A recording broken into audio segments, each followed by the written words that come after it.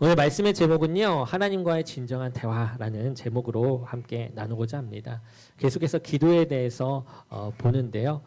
오늘 또 함께 이 기도에 대한 내용을 들으면서 큰 은혜가 되기를 원합니다. 오늘은 좀 기도에 대해서 더 솔직하게 한번 생각해 보면서 나갔으면 좋겠어요. 여러분은 얼마나 자주 기도하십니까? 식사 기도 외에 정기적으로 하나님께 나아가는 기도의 시간이 혹시 있으신가요? 어떤 분들은 이렇게 얘기하실 거예요. 저는 기도를 거의 하지 않습니다. 이렇게 답하시는 분들도 있고, 또 어떤 분들은 기도는 하는데 뭔가 공허하고 형식적인 느낌이 듭니다. 라고 말하시는 분들도 있겠죠. 또 어떤 분들은 열심히 주님께 기도하고 있습니다. 라고 하신 분들도 있을 것입니다. 그런데 여러분, 제가 이렇게 솔직하게 이렇게 물어본 이유는 지금의 사회, 이 현대인들은요, 참으로 바쁩니다. 정말 보기만 해도 다 바쁘다라는 것이 다 보여요. 아침에 일어나 출근 준비를 하고요, 하루 종일 일을 합니다. 그리고 저녁에는 피곤해 지쳐서 집에 돌아와요. 뭔가를 할 힘이 없죠. 주말이 되면요, 좀 쉬어야 되는데 밀린 집안일이나 또 가족과 모여서 함께 해야 할 시간, 그런 약속들이 있어서 정신이 없어요. 그러다 보니까 기도할 시간을 따로 내는 것, 그것이 우리들 삶 속에서 쉽지가 않은 것이죠. 게다가 기도를 한다라고 해도 오늘 이 본문 말씀의 마지막 8절 보면서 느끼는 그런 느낌, 하나님께서 이미 다 아시는데 굳이 내가 기도할 필요가 있는가?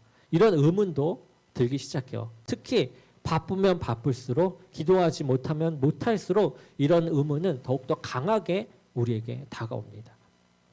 그런데 더 큰 문제가 있어요. 우리가 기도를 하기는 해요. 기도를 한단 말이죠. 그런데 그것이 진정한 의무의 기도인지 그것을 잘 모르겠을 때 그것이 큰 문제가 돼요. 주님께서 오늘 본문에서 말씀하시는 것처럼 기도라고 해서 다 기도가 아니다라는 것입니다. 외형은 기도의 형태를 갖추어요. 그렇지만 하나님께서는 그것을 기도로 받지 않으시는 경우가 있다라는 것이죠. 오늘 우리는 주기도문을 이제 가르쳐 주시기 바로 직전에 예수님께서 하신 그 말씀을 함께 살펴보려고 합니다. 주님께서는 먼저 이런 기도는 하지 말라라고 말씀을 하시는데요. 그리고 그 이유에 대해서도 얘기를 하세요. 그래서 우리들에게 참 놀라운 말씀을 해주실 때 우리가 그 말씀을 함께 들으면서 큰 깨달음과 하나님께 나아가는 시간이 되기를 원합니다. 아멘. 오늘 본문은요, 산상수훈의 한 부분이에요. 이 예수님께서는 제자들과 무리에게 하나님 나라의 삶이 무엇인가 이것을 가르치고 계셨습니다. 특히 마태복음 6장에서는 세 가지의 경건 생활을 말하고 있어요. 하나는 구제, 또 하나는 기도, 하나는 금식에 대해서 말씀하고 계십니다. 이 세 가지는 모두 당시 유대인들에게 있어서 핵심적인 종교 행위였어요. 특별히 바리새인들과 서기관들은요, 이 세 가지를 매우 열심히 했던 사람들로 알려져 있습니다. 그들은요, 일주일에 2번 금식을 했고요, 하루에 정해진 시간마다 기도를 했으며 구제를 많이 하는 것으로 유명합니다. 그런데 예수님께서는 이 세 가지 모두에 대해 같은 패턴으로 말씀하세요. 외식하는 자들처럼 하지 말라. 그들은 사람에게 보이려고 한다. 그리고 대안으로 제시한 것이 은밀함이었어요. 그리고 또 보면 구제에 대해서는요, 오른손이 하는 것을 왼손이 모르게 하라. 그러니까 이것 또한 사람들에게 보이려고 하지 말라라는 내용이죠. 그리고 금식할 때도 어떻게 합니까? 머리에 기름칠을 바르고 얼굴을 씻으라. 그러니까 금식을 하는 것처럼 이렇게 몰골이 돼서 다니지 말라. 나 금식한다. 그렇게 표내지 말라. 이런 뜻이죠. 기름칠 바르고 얼굴을 씻어서 깨끗하게 멀쩡한 사람처럼 보이며 나아가라. 이런 뜻이겠죠. 그리고 기도할 때는 골방에 들어가서 문을 닫으라라고 말씀하십니다. 오늘 본문은 바로 이 세 가지 중에 이 기도에 관한 말씀이에요. 그러니까 예수님께서 주기도문을 가르쳐 주시기 전에 먼저 이런 기도 하지 말아라 라고 하시면서 말씀하신 것입니다. 하나는 외식하는 자들의 기도를 하지 말라. 다른 하나는 이방인들의 기도를 하지 말라. 그리고 마지막으로 8절에서는 왜 그런 식으로 기도하지 않아야 하는가 그 이유를 말씀하고 계세요. 이제 우리가 본문으로 함께 들어가 보고자 합니다. 먼저 이방인의 기도의 모습을 말씀하시면서 하나님과 대화해야 된다라는 것을 말씀하세요. 5절부터 6절 말씀 함께 읽어보고자 합니다. 5절부터 6절 본문 읽어보겠습니다. 시작. 또 너희는 기도할 때에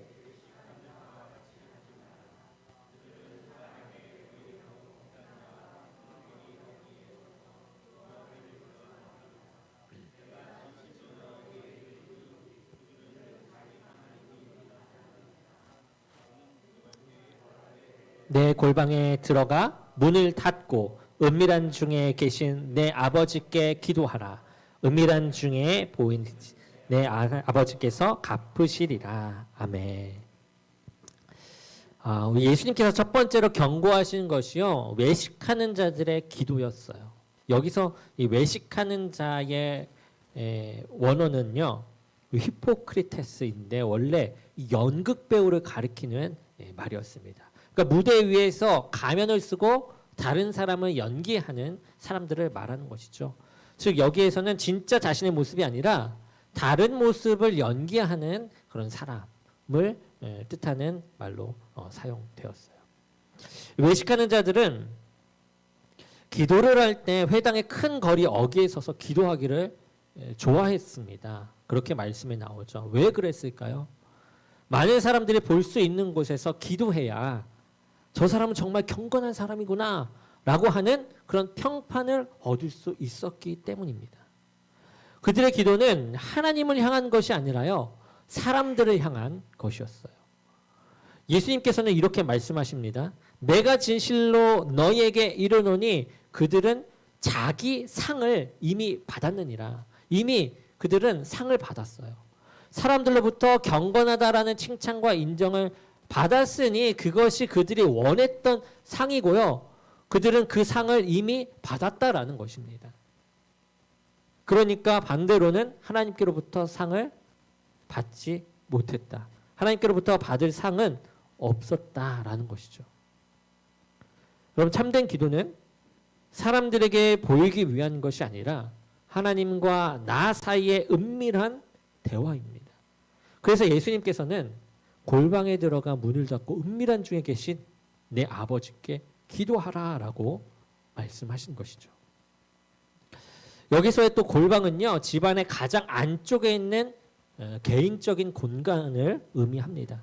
아무도 들어올 수 없고요, 아무도 나를 볼 수 없는 그곳을 말해요. 문을 닫으면 나와 하나님만 계시는 공간이 되는 것이죠. 물론 이것은 물리적인 장소만을 의미하는 것은 아닙니다. 중요한 것이 무엇이에요? 골방에 있지 않고 우리가 함께 기도하는 이 자리에서 기도하더라도 골방에 있는 것과 같이 그러한 마음의 태도를 가져야 된다. 중요한 것은 마음의 태도다라는 것이죠. 우리가 기도할 때 우리가 의식해야 할 분은요, 오직 하나님 한 분뿐이시다라는 것입니다. 다른 사람들이 나를 어떻게 볼까? 내 기도가 은혜롭게 들릴까? 내가 정말 경건하게 보일까 하는 생각은 모두 다 이 하나님과의 관계, 이 기도를 방해하는 요소다라는 것이죠. 심지어 골방에 들어가 문을 닫고 혼자 기도한다라고 해도요, 그 마음속에 누군가 나를 보고 있으면 얼마나 좋을까? 내가 골방에 들어가는 모습을 봤으면 좋겠다라는 생각을 한다면 그것은 여전히 외식하는 것이죠. 참된 기도는 하나님과의 진실한 대화입니다. 친구와 대화할 때를 우리가 생각해 보죠. 진실한 친구와 믿는 친구와 내가 믿는 친구와 우리는 친구에게 진짜 마음을 털어놓습니다. 기쁜 일도 슬픈 일도 걱정되는 일도 부끄러운 일도 다 나눠요.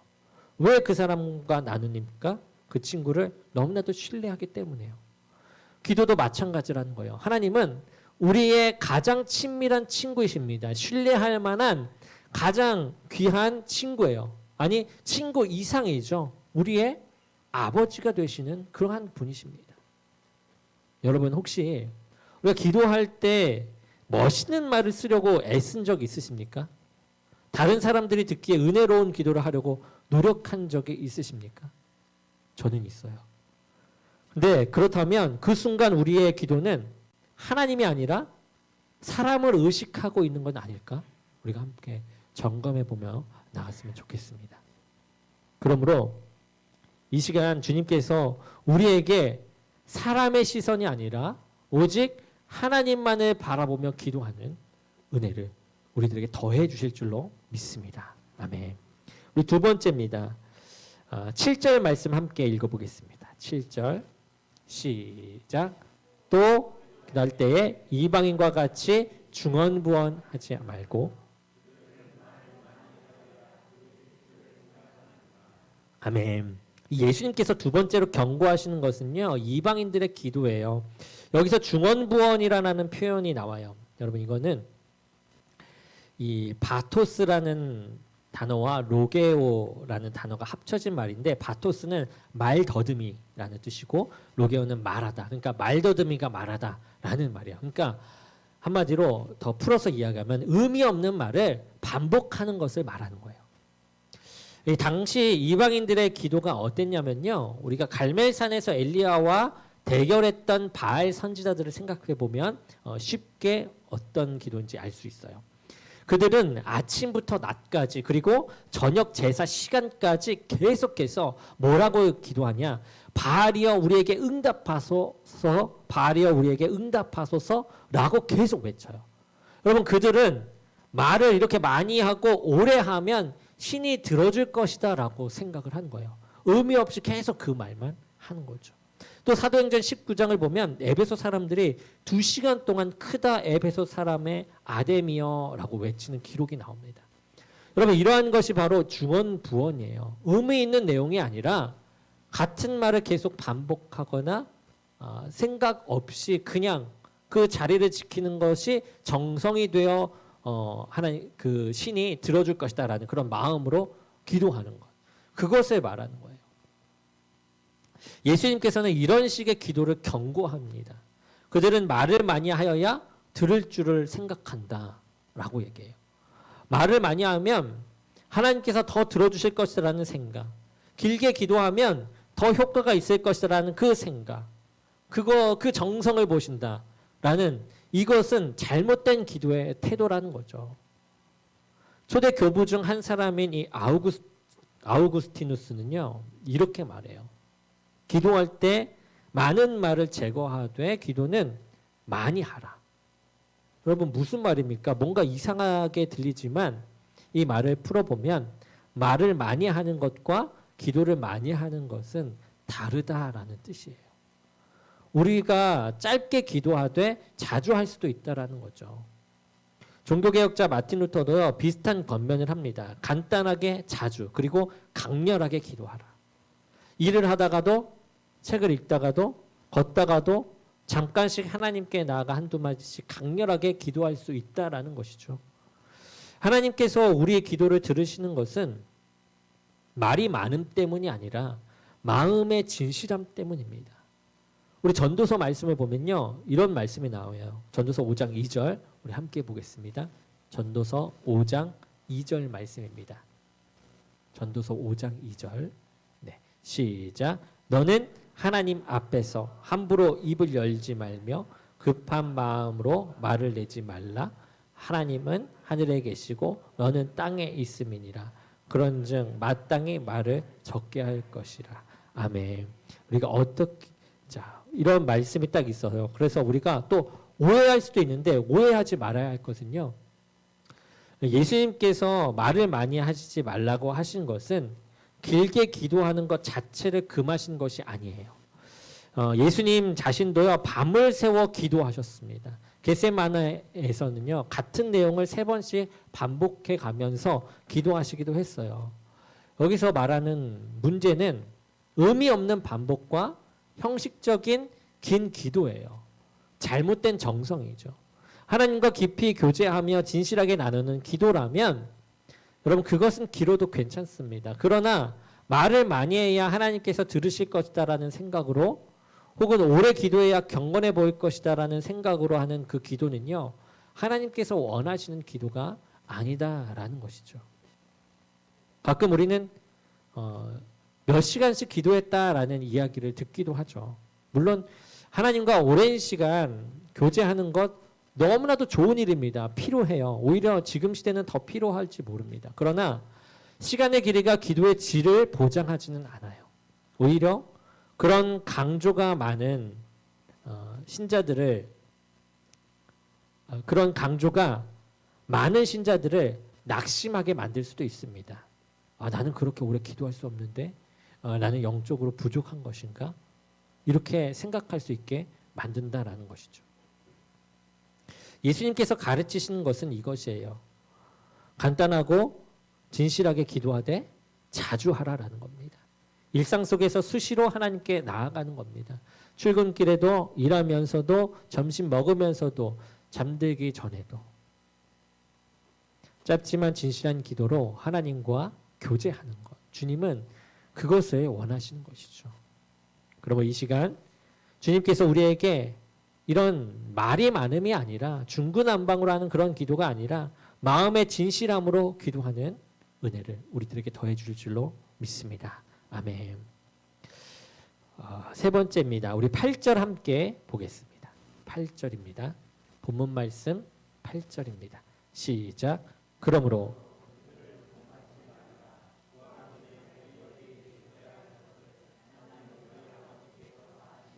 아멘. 우리 8절을 보면요. 매우 중요한 진리를 말하는데 구하기 전에 너희에게 있어야 할 것을 하나님 너희 아버지께서 아신다. 그러니까 하나님께서는 우리가 기도하기 전에 이미 우리의 필요를 다 알고 계시다라는 말씀이죠. 그렇다면 여기서 자연스럽게 한 가지 질문이 나오게 됩니다. 다 아시는 하나님이신데 내가 굳이 기도할 필요가 있는가? 왜 기도해야 하지? 이런 생각이 들어오는 게 당연해요. 하나님께서 이미 우리의 필요를 다 아신다면 굳이 우리가 그것을 또 말할 필요가 있는가? 라는 거죠. 이 종교개혁자 존 칼빈이요. 이 질문에 대해 깊이 생각했습니다. 그는 기독교 강요에 이렇게 질문하며 썼어요. 우리의 어려운 처지가 무엇이며 또한 우리를 위해서 무엇이 필요한지를 우리가 주님께 알려주지 않아도 하나님이 이미 알고 계시지 않는가? 그러니 구태여 기도를 통해서 하나님께 그것들을 알리는 것이 어떤 의미에서 보면 쓸데없는 일이 아닌가? 라는 질문을 던집니다. 칼빈은 이 질문에 대해 6가지 이유를 제시해요. 왜 우리가 기도해야 하는가? 이거를 설명합니다. 첫째, 이 기도는요. 우리의 마음을 하나님께 집중하게 하는 것이에요. 칼빈이 답하기를 기도는 하나님을 찾고 그를 사랑하며 섬기고자 하는 진지하고도 열렬한 소원으로 우리 마음이 항상 불타오르게 해준다라고 이야기합니다. 그러니까 우리는 하나님을 믿는다라고 고백하지만 일상 속에서 하나님을 잊고 살기 쉬워요. 아침에 일어나 출근 준비를 하고 하루 종일 일하고 저녁에 집에 돌아와 피곤해 지쳐 잠들 때까지 우리는요 하나님을 한 번도 생각하지 않을 수가 있어요. 그러나 기도는요 우리의 마음을 다시 하나님께로 돌리는 그러한 역할을 합니다. 기도는 우리가 하나님을 향한 열정을 잃지 않도록 도우며 하나님과의 관계를 유지하도록 돕는 그러한 도구라는 것이죠. 아멘. 두 번째, 기도를 그렇다면 우리가 왜 해야 하는가? 두 번째는 우리의 욕망을 점검하게 만들어줘요. 기도는. 칼빈이 얘기해요. 기도는 하나님 앞에 내어놓기 부끄러운 욕망이나 바람이 우리 마음에 들어오지 못하도록 막아준다. 우리는 살면서 많은 것들을 원하죠. 그런데 그 모든 것들이 다 좋은 것입니까? 아니에요. 어떤 것들은 우리에게 해로운 것일 수도 있어요. 그런데 이것들을요, 우리는 알 수 없지만 기도할 때 우리는 우리의 욕구를 하나님 앞에 내어놓게 되면서 그 과정 속에 이것이 정말 내가 구해야 할 것인가? 라는 점검이 들어간다는 거죠. 하나님 앞에 하나님 나 이거 필요하고 이거 주세요라고 기도하면서도 정말 하나님 앞에 이런 것들을 내놨을 때 하나님이 그렇게 점검시켜 준다라는 거예요. 이거 정말 내가 구해야 하는 것인가? 하나님 앞에 부끄러운 것 아닌가? 하나님께서 기뻐하시는 것은 아닌가? 자연스럽게 고민하게 되고 그러므로 제거되게 된다라는 거죠. 필요 없는 것들은. 기도는 우리의 마음을 정화시켜요. 그리고 정돈하는 그러한 역할을 하는 것입니다. 세 번째, 기도는 하나님의 은혜를 감사함으로 받게 합니다. 그러니까 칼빈은 이야기해요. 기도는 하나님이 베푸시는 모든 은택들을 진정한 감사와 찬송으로 받게 해준다라고 이야기해요. 여러분, 하나님께로부터 매일 우리가 수많은 은혜를 받지 않습니까? 그렇게 받으면서도 그것을 당연하게 여기는 것이 우리는 솔직히 쉬워요. 그러나 기도 중에 우리가 받은 것들을 하나님께 아뢰입니다. 하나님 이런 것을 주시니 감사합니다라고 아뢰요. 그러면 그것들이 모두 하나님 손에서 왔다라는 것을 우리가 깨닫게 된다라는 거예요. 이 시편 말씀을 함께 보면요. 시편 145편 15절에서 16절 말씀을 보면 그러한 부분이 잘 나옵니다. 우리 함께 읽어보겠습니다. 시작. 모든 사람의 눈이 주를 앙망하오니 주는 그들에게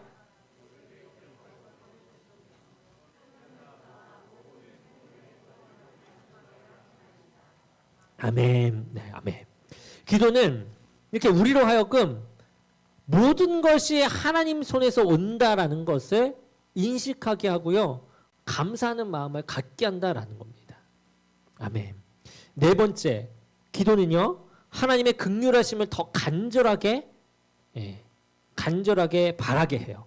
간절히 원하게 된다라는 거죠. 칼빈은 우리가 구하는 것들을 받아서 하나님이 우리의 기도에 응답하셨음을 깨닫게 되고 나면 하나님의 긍휼하심을 더욱더 간절하게 바라게 된다. 그러니까 우리가 구한 것들을 이제 받았어요. 그리고 이것이 기도의 응답이었음을 깨닫게 되면 하나님께 더욱더 간절하게 더 바라는 내용으로 나아가게 된다라고 말해요. 그러니까 기도의 응답을 경험할 때마다 우리는 하나님께서 우리의 기도를 듣고 계시다라는 그런 확신이 더욱더 생기겠죠. 갖게 됩니다. 그리고 그 경험은 우리로 하여금 더욱 하나님을 신뢰하고 더욱 담대하게 하나님의 긍휼하심을 구하게 만든다라는 것이에요. 아멘. 히브리서 4장 16절 말씀을 보면 이렇게 권면해요. 우리 함께 보겠습니다. 히브리서 4장 16절 시작. 그러므로 우리는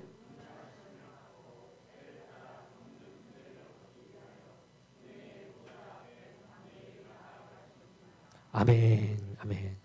여러분, 기도 응답의 경험은요. 우리의 믿음을 강화시키고 더욱 담대하게 기도하게 만듭니다. 우리의 생각으로는 안 될 것 같은 것도요. 하나님의 신뢰함으로 담대하게 기도한다라는 거예요. 아멘. 우리 다섯째 보면 기도는 하나님의 축복을 더 큰 기쁨으로 받게 해요. 칼빈이 이야기합니다. 우리의 기도로 말미암아 얻어진 그 축복들을 더욱 더 큰 기쁨으로 환영하게 된다라고 했습니다. 여러분, 우리가 기도하지 않고 받는 것과 기도하고 받는 것은 그 의미가요. 우리가 다르게 다가와요. 기도하지 않고 받는 것은 어떻게 느낍니까? 운이 좋다, 행운이 좋다, 정말 우연처럼 그렇게 느낀단 말이죠. 그렇지만 기도하고 받은 것은요. 분명한 하나님의 응답이라는 그런 경험이 우리들에게 쌓입니다. 그래서 기도한 후에 받은 축복은요. 훨씬 더 큰 기쁨과 감동을 가져다 줘요. 기도는 우리의 축복을 단순한 행운이 아니라요. 하나님과의 관계 속에서 의미 있는 그런 선물로 받아들이게 만든다라는 것이죠. 아멘. 이 여섯 번째 기도는요. 하나님의 이 섭리를 체험으로 확증하게 합니다. 체험으로 확증하게 해요. 그러니까 칼빈이 얘기해요. 우리의 연약한 정도에 따라는 다르겠지만 기도는 하나님의 섭리를 체험을 통해서 확증하게 해준다라고 말합니다. 이게 무슨 말이냐? 기도는 하나님을 변화시키는 것이 아니라 우리를 변화시킨다라는 거예요. 우리를 경험하면서 체험시키면서 바꿔버린다라는 거죠. 이 하나님께서는 우리가 기도하기 전에 이미 우리의 필요를 아시고 계획하고 계시죠. 그러나 그 계획을 이루시는 과정에서 우리의 무엇이 포함된다? 기도가 포함된다. 우리 저번에 말씀으로 전했습니다. 우리의 기도도 포함된다라고 하셨어요. 왜냐하면 그 과정에서 우리가 하나님을 더 깊이 알고 하나님을 더 사랑하고 하나님께 더욱 의지하는 사람으로 변화되기를 원하시기 때문에 그래요. 우리는 그 모든 계획하신 말에 기도를 포함했다라는 것을 기억해야 합니다. 그래서 우리가 알아야 할 것은 하나님께서 우리의 기도를 원하시는 것. 여러분 그것은요. 기도를 원하시는 것은 하나님이 우리의 기도가 필요해서가 아니라요. 우리가 기도가 필요하기 때문이에요. 우리가 기도가 필요해요. 이 기도라는 하나님과 연결점이 필요하다라는 거예요. 기도는 하나님을 위한 것이 아니라 우리를 위한 하나님의 선물인 것입니다. 여러분 오랫동안 함께 산 부부를 생각해 보죠. 아내는 남편의 표정만 봐도요. 무슨 일이 일어나는 줄 압니다. 무슨 일이 있는지 딱 느껴져요. 회사를 다녀왔으며 분명히 힘든 일이 있는 것이 딱 보여요. 그런데도 아내는요. 남편에게 말하는 것이에요. 오늘 어땠어요? 묻는 것입니다. 왜입니까? 이미 알고 있어요. 힘든 일이 있는 게 딱 보여요. 그런데 왜 물어볼까요? 그것은 남편이 직접 말하는 것을 듣고 싶기 때문이죠. 함께 대화하며 마음을 나누는 그 자체가 관계를 유지하고 깊게 만드는 그런 방법이기 때문입니다. 하나님과 우리의 관계도 이와 마찬가지예요. 하나님께서는 이미 우리의 모든 필요를 다 아신단 말이죠. 그러나 우리가 그것을 하나님께 아뢰고 하나님께 의지하고 하나님께 구하는 그 과정을 통해 우리와의 관계가 깊어지기를 원하시기 때문에 그렇게 하나님께서는 막 이렇게 그 질서를 만드신 것입니다. 여러분 이 시간 주님께서 우리에게 다 아시는 하나님께 나아가 진실한 기도를 드릴 수 있는 그 은혜를 우리들에게 더하실 줄로 믿습니다. 아멘. 사랑하는 성도 여러분, 우리가 기도에 대해서 우리 세 가지 보았어요. 예수님의 가르침. 기도는 하나님과의 대화라는 것.